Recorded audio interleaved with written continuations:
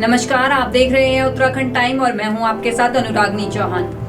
उत्तराखंड में वनाग्नि से होने वाले पर्यावरणीय नुकसान का लेखा जोखा अब तैयार किया जा सकेगा।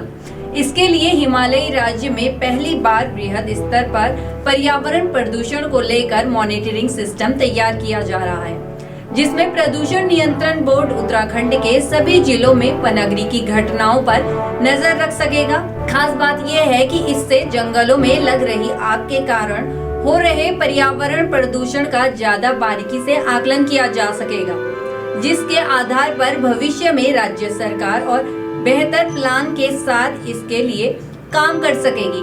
बता दें, उत्तराखंड ही नहीं बल्कि समूचे हिमालयी राज्यों में वनाग्नि से होने वाले पर्यावरणीय नुकसान का कोई खासा रिकॉर्ड मौजूद नहीं है। हालांकि कुछ जगहों पर इससे संबंधित अध्ययन किए गए हैं, लेकिन ये आंकड़े बेहद सीमित क्षेत्र के ही रहे हैं। ऐसे में उत्तराखंड हिमालयी राज्यों में ऐसा पहला राज्य बनने जा रहा है जहां वनाग्नि को लेकर वृहद स्तर पर रिकॉर्ड जुटाए जा सकेंगे। खास बात यह है कि प्रदूषण नियंत्रण बोर्ड ने इसके लिए प्रयास शुरू कर दिए हैं और केंद्रीय प्रदूषण नियंत्रण बोर्ड से जुड़े वैज्ञानिकों से भी इसके लिए संपर्क किया जा रहा है।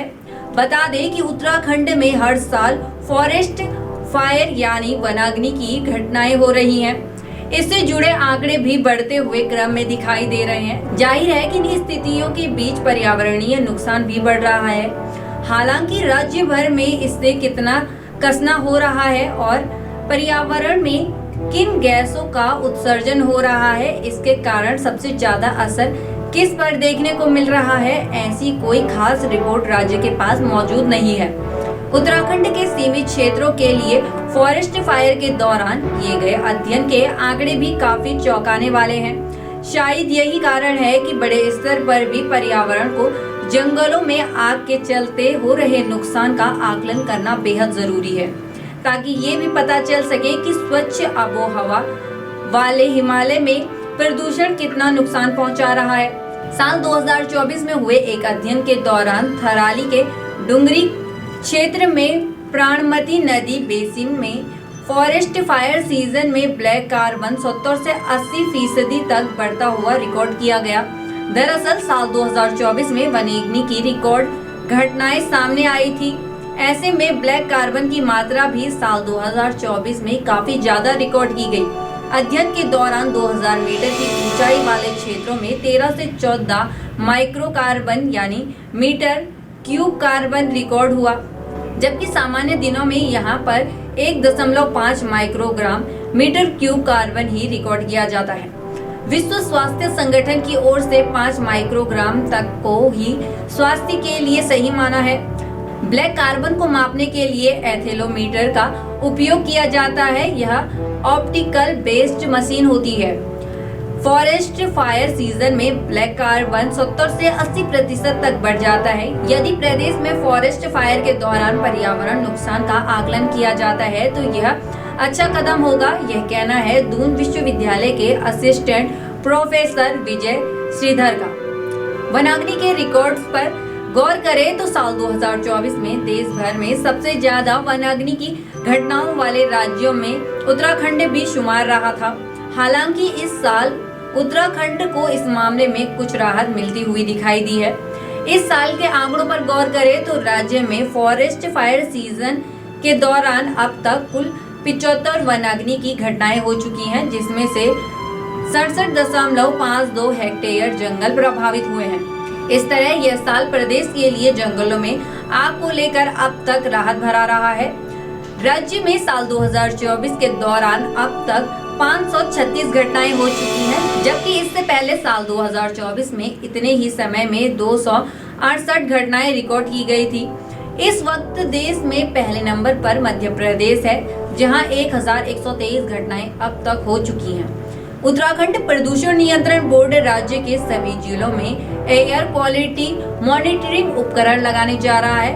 वैसे तो यह उपकरण जिला मुख्यालयों के आसपास के क्षेत्र में पर्यावरण प्रदूषण को लेकर सभी आंकड़े रिकॉर्ड करेगा, लेकिन जंगलों में आग की घटनाओं के दौरान पर्यावरण के नुकसान को लेकर प्रदूषण नियंत्रण बोर्ड खास तौर पर निगरानी रखेगा। इससे संबंधित आंकड़ों के आधार पर फॉरेस्ट फायर से पर्यावरण को हो रहे नुकसान का खाका भी तैयार करेगा। उत्तराखंड प्रदूषण नियंत्रण बोर्ड ने CPCB यानी सेंट्रल पॉल्यूशन कंट्रोल बोर्ड से भी इन उपकरणों को लगाने और मॉनिटरिंग सिस्टम को तैयार करने के लिए संपर्क किया है, ताकि जानकार एक्सपर्ट की निगरानी में इससे संबंधित रिकॉर्ड को जुटाए जा सकें। प्रदूषण नियंत्रण बोर्ड का मानना है कि इस स्थिति में भविष्य में बेहतर प्लानिंग के साथ आगे की कार्यवाही की जा सकेगी। ऐसे में साइंटिफिक डाटा सामने आने के बाद वन विभाग भी और बेहतर तरीके से काम कर सकेगा। साथ ही पर्यावरण संरक्षण को लेकर भविष्य की रणनीति भी तय की जा सकेगी। हालांकि अभी एयर क्वालिटी स्टेशन तैयार करने के लिए विभिन्न जानकार एजेंसियों से संपर्क किया जा रहा है और आने वाले कुछ महीनों में ही इसके सभी जिला मुख्यालयों पर लगने की उम्मीद है।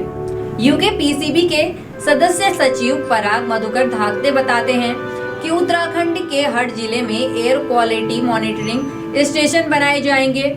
ऐसा करने वाला उत्तराखंड पहला हिमालयी राज्य बन जाएगा। अभी तक हमारे पास वनाग्नि से कहां-कहां और कितनी मात्रा में गैस उत्सर्जित हो रहा है उसका सटीक आंकड़ा नहीं है, लेकिन पहली बार इसके जरिए निगरानी की जाएगी। साथ ही फॉरेस्ट फायर से पर्यावरण को होने वाले नुकसान संबंधी आंकड़ों को तैयार किया जाएगा।